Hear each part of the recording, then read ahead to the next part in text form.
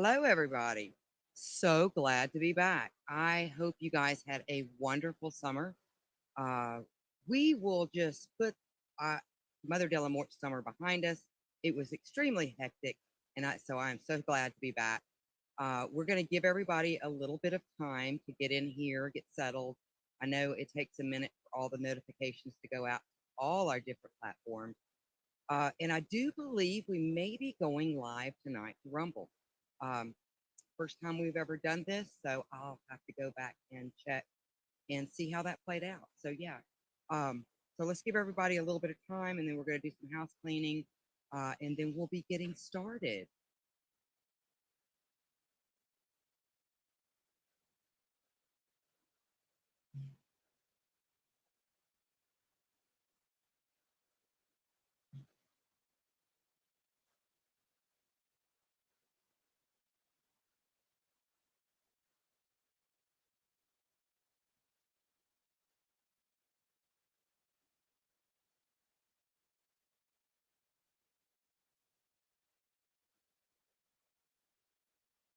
When you get in, say hello. I see we are starting to get some folks in here. Like I said, we normally give it about 5 minutes because we go to so many different platforms. It usually takes a little bit of time for all those notifications to go out. So we're going to give everybody a little bit of time to do that. And I'm checking on Facebook right now because it looks like they're running extremely slow, which is not surprising.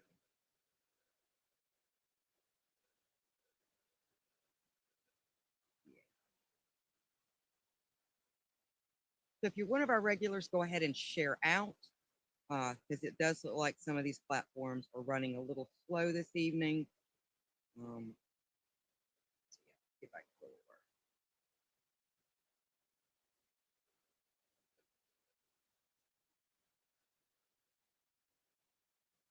Hey, Frank, how are you? So sorry, I kind of rearranged my desk here.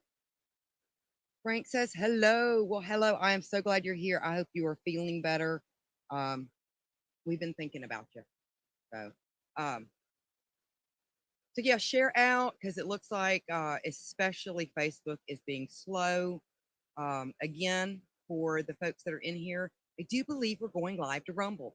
Everything looks good on this end. First time we've done a live stream to Rumble. So this will be exciting. This will be really exciting. I'll go back and see how that works out. Um, so yeah, so we'll give everybody about another minute, and then we will get started.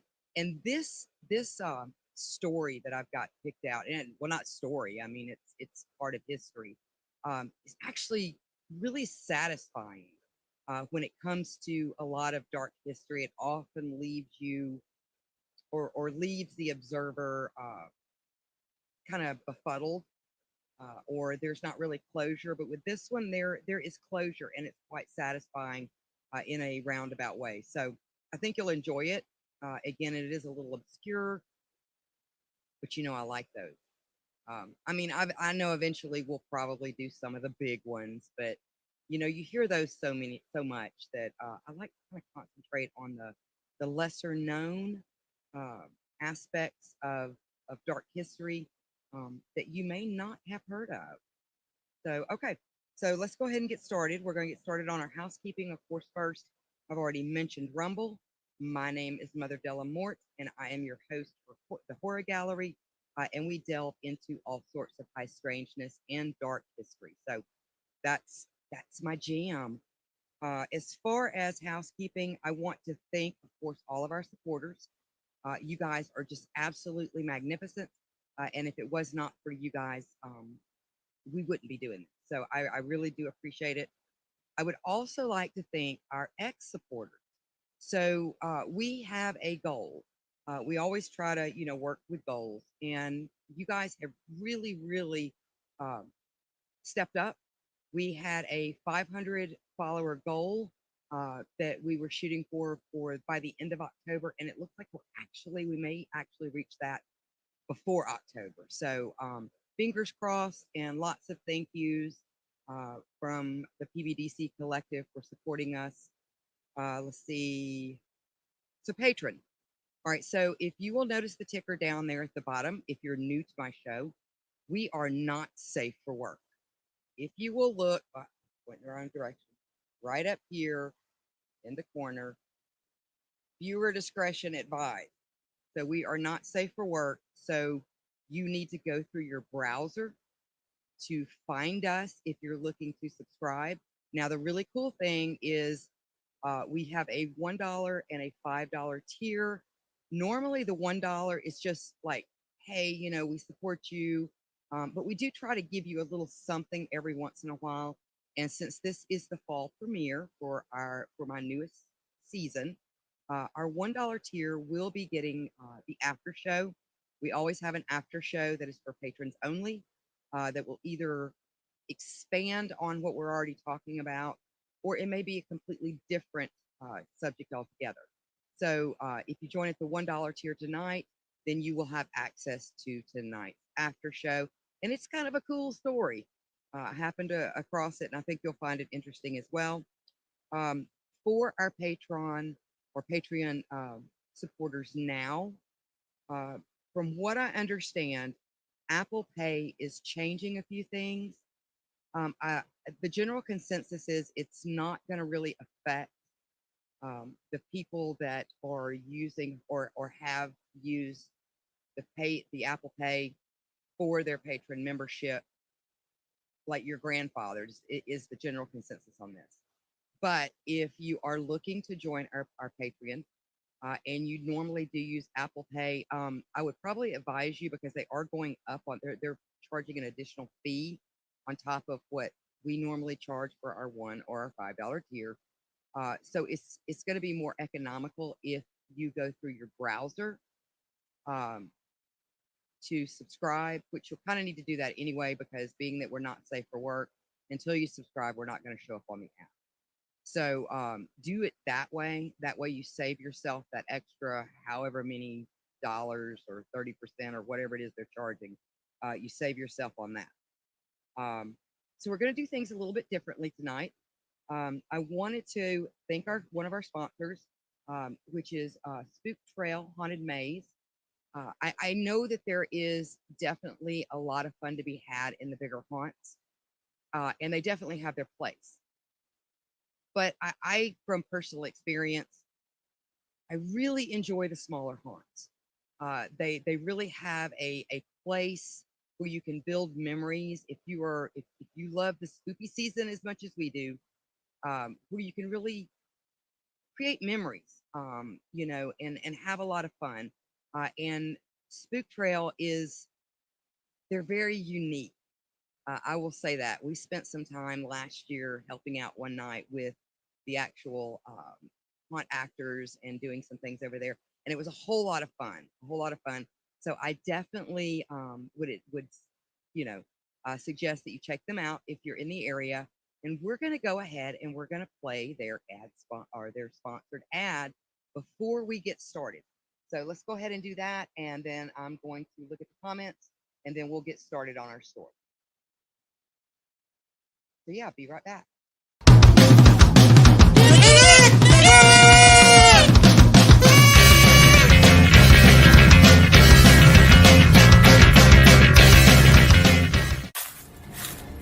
This fall, prepare to enter a realm of terror. This forest is creepy. I'm scared. Are you sure we're going the right way? Where shadows dance and whispers haunt the night. Come on, it's just some spooky old woods. Did you hear about what happened to those kids last year? Let's not talk about that. It creeps me out. But once you enter, there's no turning back.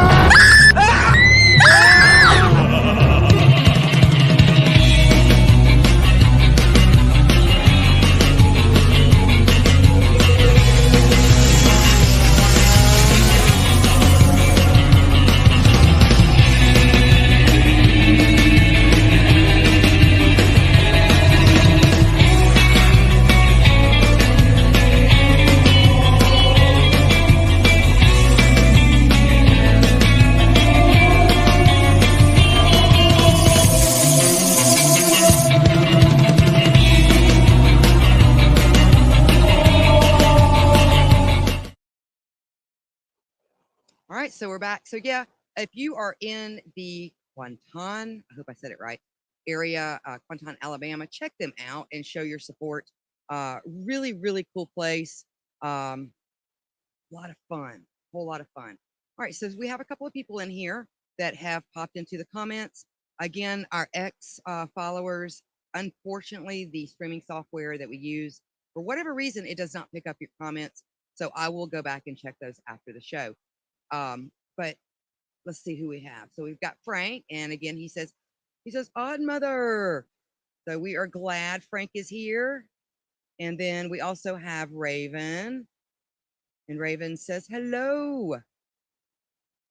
And then Frank is sharing out. So yeah, so thank you guys for sharing out. I still don't see a notification from Facebook, so we shouldn't be surprised. But let's go ahead and get started. So tonight, the story that I bring you is called A Ghost Story That Caught a Serial Killer. We're going to go back. June 12th, 1865, Roxbury, Massachusetts. It's a warm and pleasant day, and on this balmy, sun-drenched summer's day, as the work week commences, the air is alive with the bustling cadence of commerce. Shopkeepers with practiced ease tend to their wares, while shoppers intent on errands weave through the marketplace, each absorbed in the rhythm of a daily transaction. The children of a recent widowed Lynn dressmaker, Isabella, age 15, and John Joyce, age 8, depart from their aunt's house in the southern end. With a picnic basket and travel fare for the day, they were destined for a day spent in the famed Jamaica Plains countryside. They paid a visit to their grandmother at the intersection of Newland and West Concord Street, and at 11 a.m. in the morning, they ventured forth from her home, only to vanish into the ether, never again to be glimpsed in the realm of the living. Their announced destination was the verdant expanse of Mary's Woods, situated along what is now known as the Arbor Way. But as twilight descended, the children, unaccompanied on their outing, failed to return. An earnest search ensued, though thwarted by the lush, dense foliage of the early summer. Though it was unseasonably hot, it would not be until the following Sunday that the young pair would be discovered, quite accidentally, by a group of hikers traversing another area known as Bussy Woods, which was further south than their original destination. And if not for an obscure ghost story, this true dark history tale may have been lost to time entirely. Now, 1865 was a pivotal year in American history. The American Civil War, which ended on May 9th of 1865, was basically just coming to an end, as well as on April 14th of 1865, actor and Confederate sympathizer John Wilkes Booth assassinated President Abraham Lincoln while he was attending a performance at Ford's Theater in Washington, D.C. The 13th Amendment would also be ratified on December 18th of this year, abolishing slavery in the United States and freeing 4 million enslaved African Americans. The Secret Service was also created to prevent widespread counterfeiting that was plaguing the financial system. And, of course, the beginning of the Reconstruction period. Now, the Bussy Woods were part of an old 400-acre farm on both sides of Bussy Street, given by Benjamin Bussy to Harvard College for the Horticulture Institution. Eventually, 120 acres of the farm and the woods would become the Arnold Arboretum, with the Bussy Institute, now State Lab, on one side. Now, both Roxbury and Bussy Woods are currently and now part of the city of Boston. Now, Isabella was found in the hollow of a rock atop a hill. And I quote, "The murderer attempted a deed upon the body of the little girl, despite her efforts to fend him off. From the scene, it seemed clear that Isabella and her brother had been playing contentedly in the woods, creating little hillocks of moss and fashioning wreaths out of oak leaves and twigs, when they were unexpectedly attacked. The assailant, which the newspapers called, and I quote, a fiend in human shape, attacked the girl first, cutting her savagely with a knife, tearing off her undergarments, and basically sexually assaulting her. The coroner found 27 stab wounds in her torso, another 16 in her neck. The ground around her body was saturated with blood. She had apparently put up a desperate fight, grabbing the long blade of the knife and trying to wrestle it from the attacker's hands. The index finger of her right hand was completely severed, and the rest of her fingers were mangled and bloody and hanging loose by the bits of skin. Her clothing was soaked in her blood, and clumps of grass and dirt had been roughly shoved into her mouth to try to stifle her cries. Her brother was found later a quarter of a mile away by Bussey's Brook in a condition that sickened even Civil War veterans who viewed the body. He was found lying face down in the dirt, possibly having tripped over a tree root when he was attempting to escape. The killer had pounced on the boy's back and stabbed him half a dozen times. The wounds were so deep that in several instances the blade had gone all the way through the young boy's body and pierced the ground beneath him. It was surmised that before noon he had left his sister, who of course was already deceased, and had finally been attacked by his sister's murderer, which would tell you that the murderer was still stalking that area. Now, the bodies of the children were solemnly returned to Lynn, which is kind of like, I guess, like a little community for internment. Their untimely death cast a pall of grief and ignited a fervent quest for justice. Authorities post rewards, and 7 individuals were questioned, but ultimately released for lack of evidence. The site where the young girl met her fate became a pilgrimage of sorts, with visitors erecting a memorial cairn and inadvertently erasing any potential evidence in an era where forensic science was basically non existent. And that seemed to really be kind of I don't know, kind of the norm. Getting a lot of looky loos that wanted to see crime scenes, take little bits of souvenirs, things like that, and they would just absolutely destroy any type of like evidence or footprints or anything like that. They would just completely trample it. So, that's sad. Now, the site where the young girl met her fate, like I said, became a pilgrimage. To safeguard the community, a police presence was established in Bussey Woods for a time. But by the end of June of 1865, the search for the murderer had worn itself out. Shortly after, Henry Johnson Brent, the founder of the well known Knickerbocker magazine in New York City, experienced a strange occurrence. While walking across the grounds to meet a friend close to where the murders occurred, he saw what appeared to be a ghostly man near the boundary between Bussey and Motley Woods. And I quote, the following event took place on a moonlit night at 8:30 p.m., some 3 weeks after the brutal murders of the Joyce children on June 12th of 1865 in the Bussey Woods. It is described by J.P. Brent, or by J.P. visitor H.J. Brent, in the book he wrote in 1878 entitled Was It a Ghost? And you can find this particular part in chapter 10. Upon a still and clear night, I went out of the cottage and, taking 2 dogs with me, strolled down through the stable yard and past the garden until I came to the brow of the hill that formed the apex of my friend's grasslands. The brow of the hill was flat all about me, and at the base ran off into a meadow. the opposite side of which was overlooked by Bussy Woods.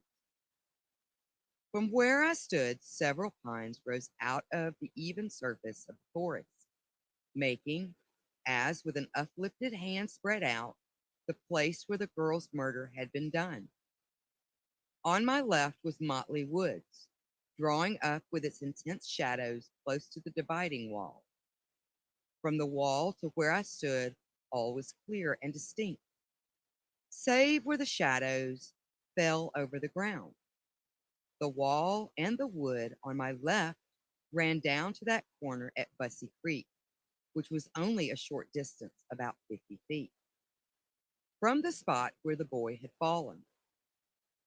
Some 250 yards away, and close to the corner just mentioned, was a clump of trees. And then, straight before me, without an intervening object, the dark wood gloomed over the rock of the girl's death. My purpose was simply to take the cooling air from the winnowing trees. It was the habit of my host, who did business in Boston, of leaving the train at Forest Hill Station at 9 o'clock. As a general thing, and keeping to South Street until he got to the bottom of the hill near to where the brook crosses the road.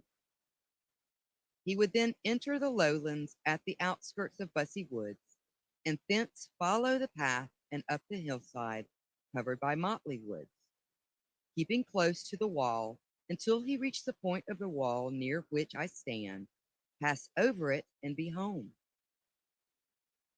Knowing that my host was irregular as to his hours of returning home at night, I was not surprised when I saw a figure leaning over the wall for an instant within about 20 feet of me. I paused a moment and then crossed over to the side on which I was. Seeing that he had stopped, I spoke aloud these words: "Hello, Dan, is that you?" I thought I could discover the figure and recognize its movements. There was too great a shade thrown over the wall to enable me to distinguish a face so familiar to me. To my appeal, there was no reply.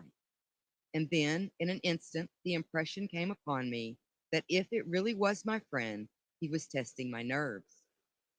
Up to this moment, I had never had a thought apart from him. While I stood perfectly motionless, waiting for some recognition of my appeal, the figure advanced slowly in a direct line from the wall, leaving the shadow, and stopped before me and not 20 feet away from me. I saw at once that it was somebody I had never seen before. Then, in the light, without even a weed to obstruct my vision, as soon as he stopped, I called, "Speak, or I will fire." It was at this point that I observed especially the behavior of the dog. Upon Up to this time, they had been quiet, lying on the grass, but now they both got up, and I felt on each side of me the pressure of their bodies.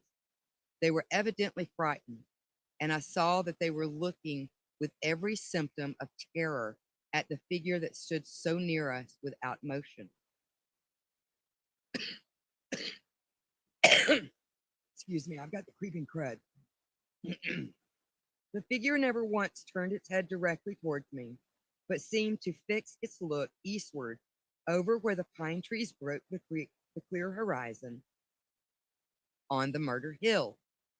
This inert pose was preserved but for a moment, for as quick as the flash of gunpowder, it wheeled as upon a pivot, and making one movement as of a man commencing to step out towards the wall, he disappeared. He was gone. To my vision, it never crossed the space between where it had stood and the outline of the shade thrown by the trees upon the ground. One step after turning was all I saw, and then it vanished. What I saw, I relate exactly as it happened. Can I describe this figure, you will ask?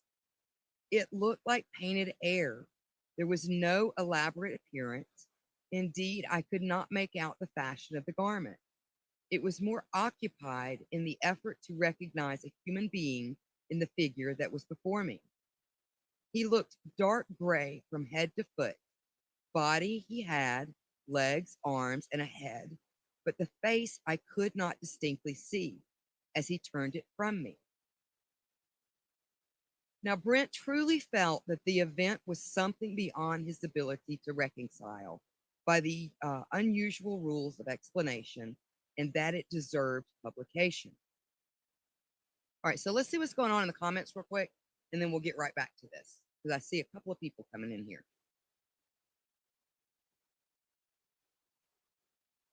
We have Nadine. Hello, Nadine. How are you? So glad you're here.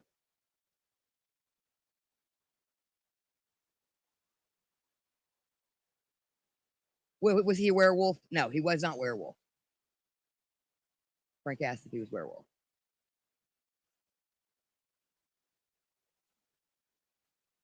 And then Calvin. Hello, Calvin. How are you? Calvin's over on Twitch. Hello. All right, so let's go ahead and get back to this. Now, on March of 1866, the Boston Weekly Voice hinted at a breakthrough.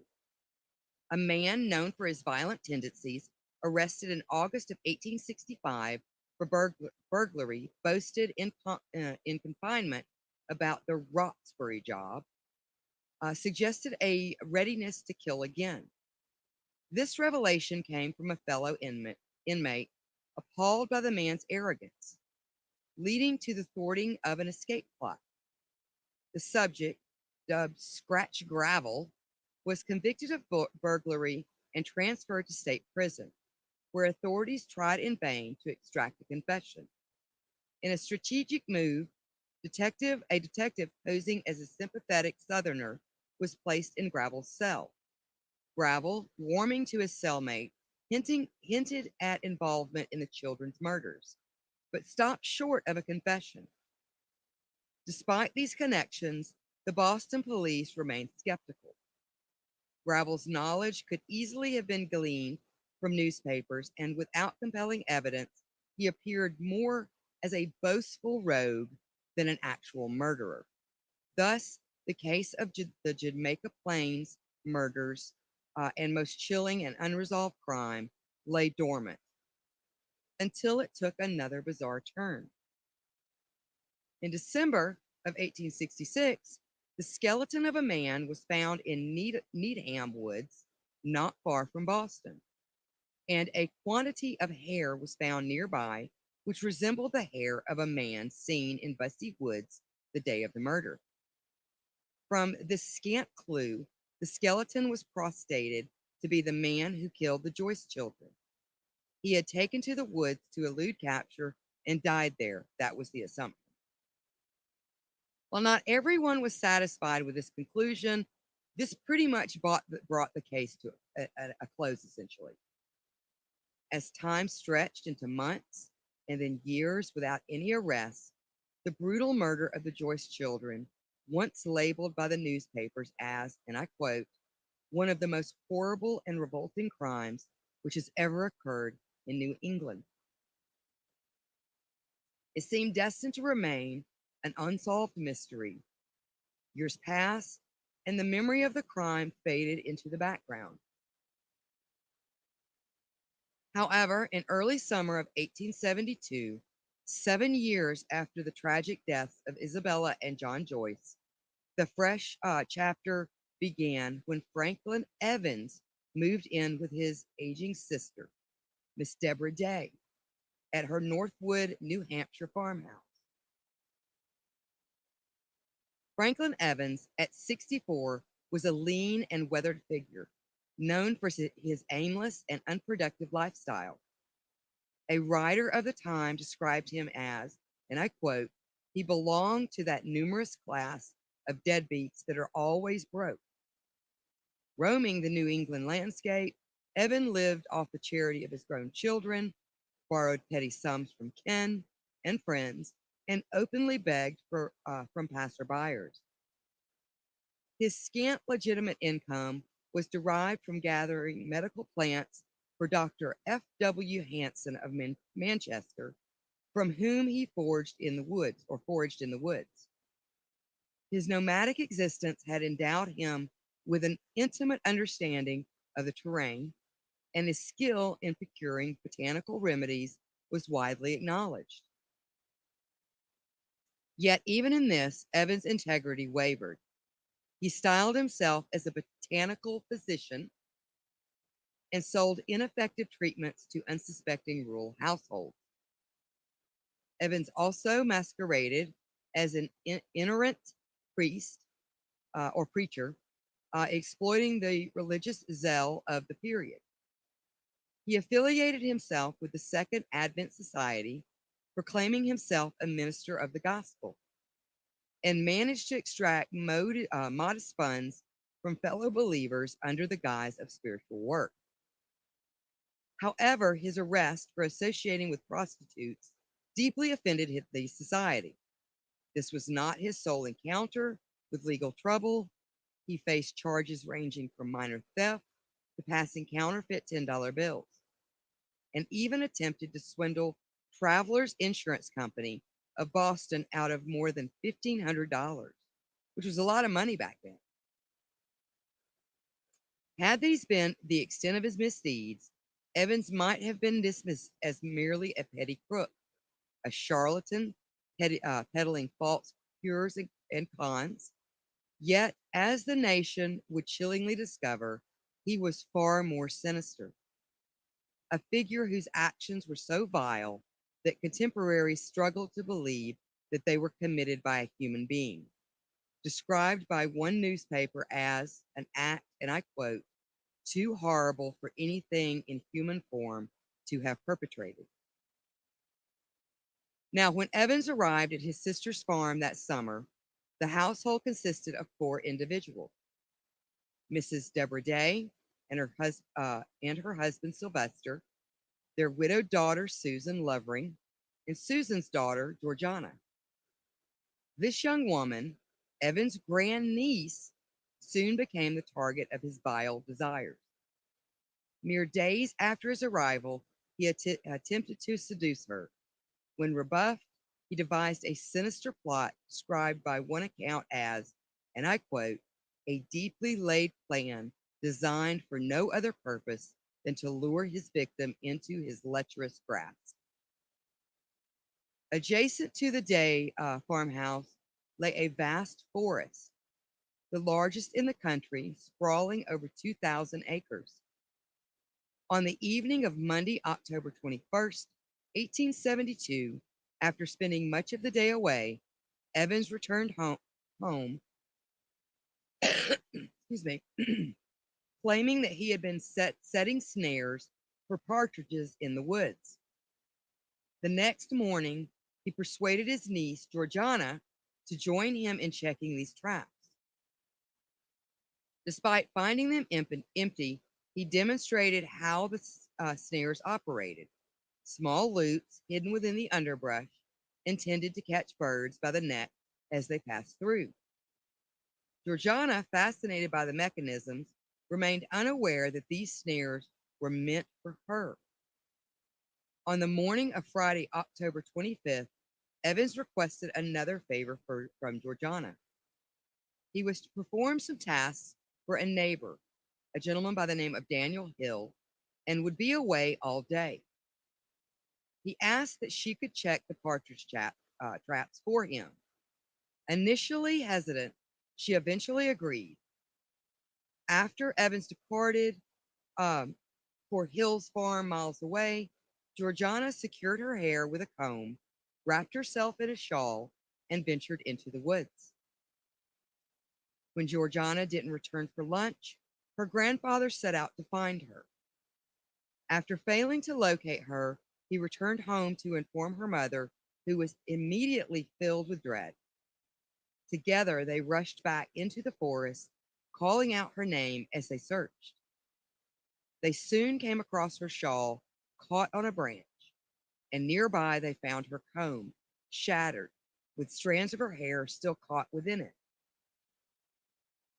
The ground bore signs of a struggle marked by footprints, one set from a man's boots and the other from girls' shoes. Sylvester Day would later testify that this indicated a squabble.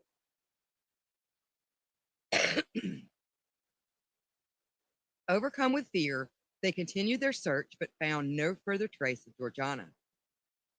Rushing back to the farmhouse, they raised the alarm among the neighbors. The rest of the weekend and into Saturday and Sunday, hundreds combed the woods, but to no avail.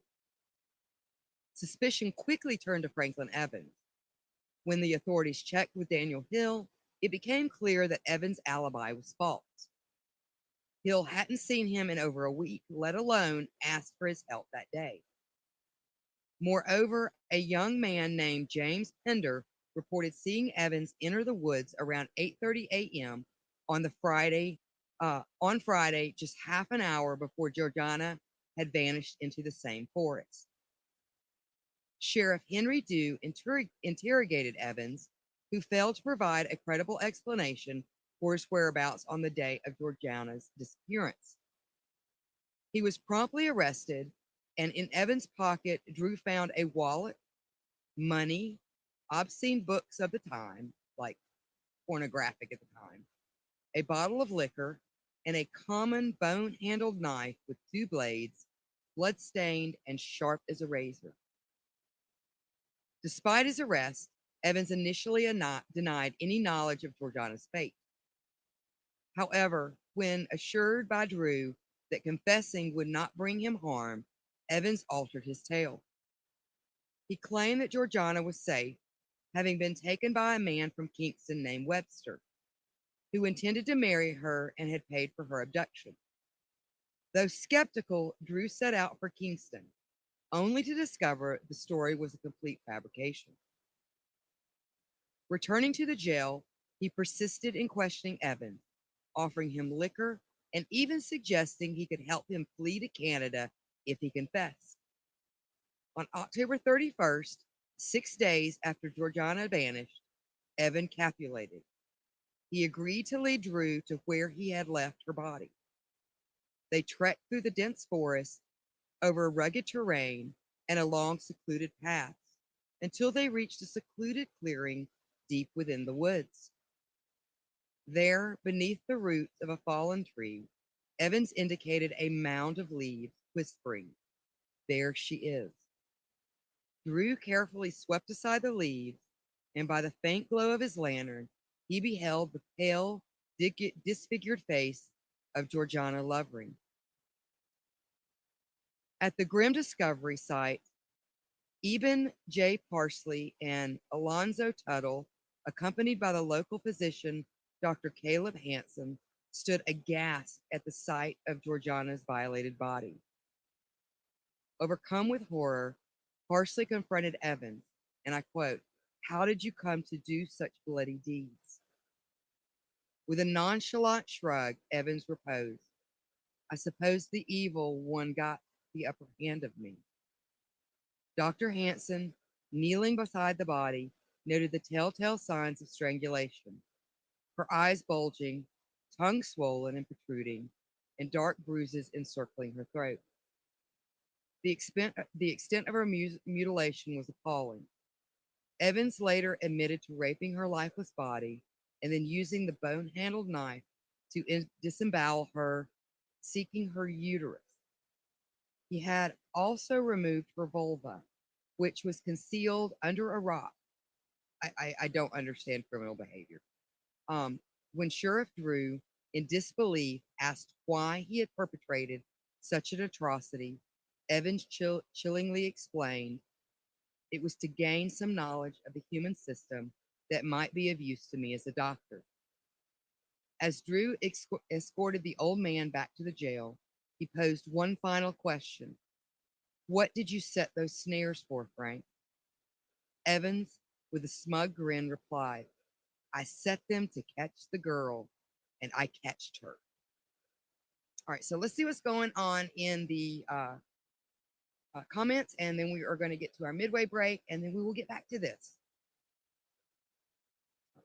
Oh,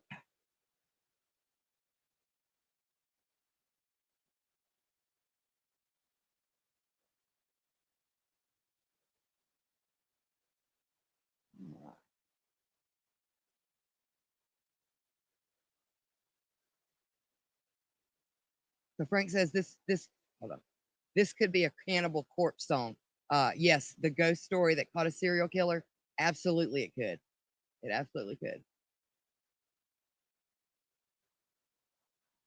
All right. All right. So we will be right back. We're going to go ahead to a quick break and then we'll get back to this. And I'm going to drink some water.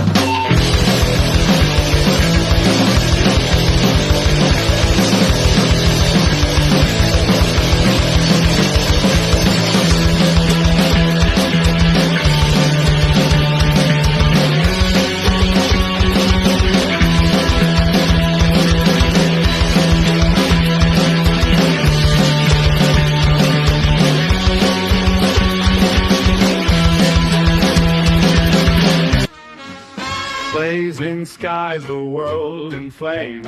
Nuclear fire, unforgiving claims. I survived through the dust and ash. Came back in time to give you a chance. All right. We're back. And I feel much better. I needed that water. All right. So let's get back to this real quick. So Frank Evans' trial commenced on February 3rd of 1873. Though it was more of a formality than than actually, I mean, it really wasn't necessary, is what I'm trying to say.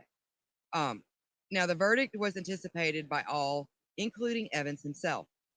The only notable incident during the 3-day trial occurred on the morning of February 5th when, while his guards stepped away to get water, Evans attempted suicide by fashioning a noose from one of his suspenders and attaching it to a hook on the ceiling.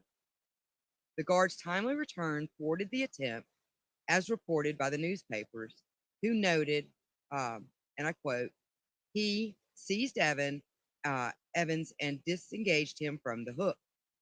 Many suspected this suicide, however, was a bid, uh, just basically calculated to grant, kind of sympathy and to help support an insanity defense for his trial.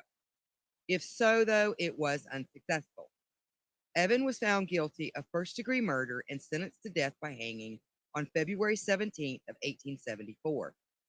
A local newspaper gleefully remarked that for his, and I quote, unnameable and incredible crime, he will swing like a dog, advising those interested in witnessing the execution to apply early for the scarce reserved seats. Escorted by Rottingham County High Sheriff J.W. Odlin, Evans was taken by train to Concord State Prison. Over 800 people congregated at the station, not just out of morbid curiosity about the murder of Georgiana Lovering, but also due to Evans' confessions to other heinous acts, cementing his reputation as one of the most monstrous figures of his time.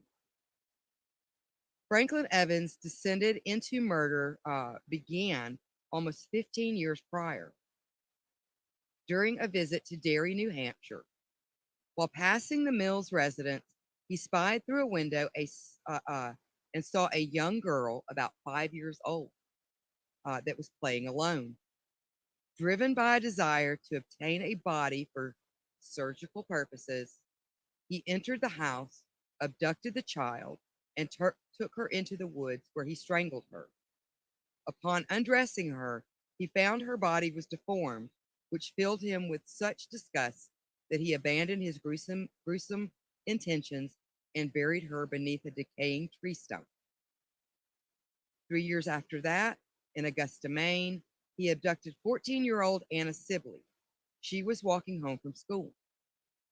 He assaulted her in a secluded part of the woods, slitting her throat and concealing her body under leaves. Just months before his arrival at his sister's home in Northwood in May of 1872, Evans committed another atrocity, raping and murdering a woman whose remains were later discovered in the woods near Fitchburg, Massachusetts. Evans spent his final night in this quietude, drifting to sleep around midnight with Reverend Church of Providence, Rhode Island, by his side. At 5:30 a.m., he consumed a substantial breakfast and sipped tea. When asked by Church if he had any last words, Evans simply stated, and I quote, "I have confessed everything. If the people don't believe it, I can't help it." As the execution hour approached, a throng of eager spectators amassed outside the prison. At 10:50 a.m., they were allowed inside where the gallows stood in the corridor between the guard room and the cell. Within moments, every advantage point was occupied, with some onlookers perched in the staircases to the cells, others packed around the scaffolding itself. And at 11 a.m., Evans, clad in a black suit, was escorted through the crowd by the prison warden. He ascended the scaffold unaided, murmuring something inaudible as his limbs were bound. He seemed quite calm and uh, basically just quite calm and had his faculty. Though those nearest the scaffold noted his knees were shaking. The noose was fitted around his neck, and a black hood was placed over his head. After the death warrant was read, Sheriff Odlin activated the trapdoor mechanism, and at precisely 11:06 a.m. on Tuesday, February 17, 1874, Franklin Evans, the elderly serial killer, met his end. He hung suspended, gradually asphyxiating for almost 20 minutes until his heart ceased to beat and the physician on duty pronounced him dead. In a twist of irony, given his assertion that his killings were to acquire anatomical knowledge to assist him as a physician, his body was given to Dartmouth College for dissection by its students. So, how did the ghost story catch a serial killer? See, Brent intended his book to reignite interest in the case as it had waned in the summer of 1865, hoping it might provoke the murderer, if still living, into feeling remorse and perhaps even confessing. The ghost story remains as the focal point of his work. Brent's book oscillates between a meticulous recounting of the double murder and a defense for the existence of ghosts. He included details from recent seances where letters supposedly written by the murdered girl and her father were read aloud, and another message purportedly from the boy who was also shared. Despite being unfamiliar with spiritualism, Brent felt compelled to incorporate these accounts into his narrative about the ghost. He was haunted by guilt, having himself spent the day of the murders in Bussy's Woods painting and target practicing, yet noticed nothing amiss, while he was there. However, Brent's unconventional approach, blending the crime with the ghost stories, was met with derision by many critics of his time. One review remarked, and I quote, "We are inclined to view this as a rather flimsy excuse for writing a book. It achieves no discernible purpose, nor does it serve any clear objective. It does not aid in identifying the killer, nor does it shed any light on the supernatural theories so popular today. While the public might find the gruesome details of the crime intriguing, it seems unlikely that anyone will gain anything from reading this work. However, if it had not been for his book causing such a stir and keeping the Joyce murders within the public eye, it's quite likely the connections to Evans would have never been made. Because you see, Evans did confess to murdering these children, but did later recant his confession on these. Um, However, he was in that general area during that time period when those two children were murdered. Now, if you are interested in reading the full story of Was It a Ghost? The Murders in Bussy Woods, an extraordinary narrative by author Henry Johnson Brent, you ever notice those old books, really long titles? Anyway, this book is now in the public domain, and you can get a free digital copy that can be found at www.gutenberg.org/ebooks / 69955. Or you can check out our shop page on our website to find links to hard copies available on Amazon. Being that we are Amazon affiliates, purchasing through our links helps to support our content creators. And of course, our website is psychobunnydc.com. So check us out there. We are going to shortly move to our after show on Patreon. So again, if you'll look down there on the ticker, if you are interested in supporting us and getting that exclusive content, um, that is where you need to go. And go through your browser. Again, I explained it at the beginning, we are not safe for work. If you will notice, there is a advisory on our content.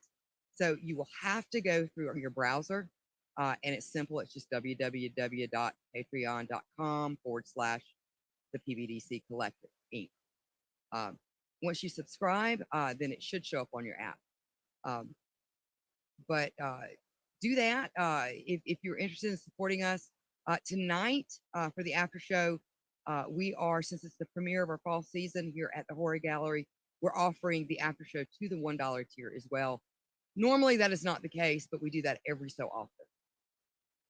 But yeah, so I hope you enjoyed this. I found it quite satisfying for some of these like old stories that really don't tend to have a whole lot of conclusion, or there's doubt as to whether they really got the right person. I think in this case, they did. The gentleman, I mean, he was caught red-handed for the most part. Um, and it just kind of fit his MO. So, and I think it was cool that even though I don't really know how much Brent actually like believed in ghosts, but I think it was a very creative way. I think he was, like I said earlier, he was felt guilt. He felt guilt that he was in that area at that time, and he did not realize anything. Um, which kind of leads you to oh, there goes my kitty cat.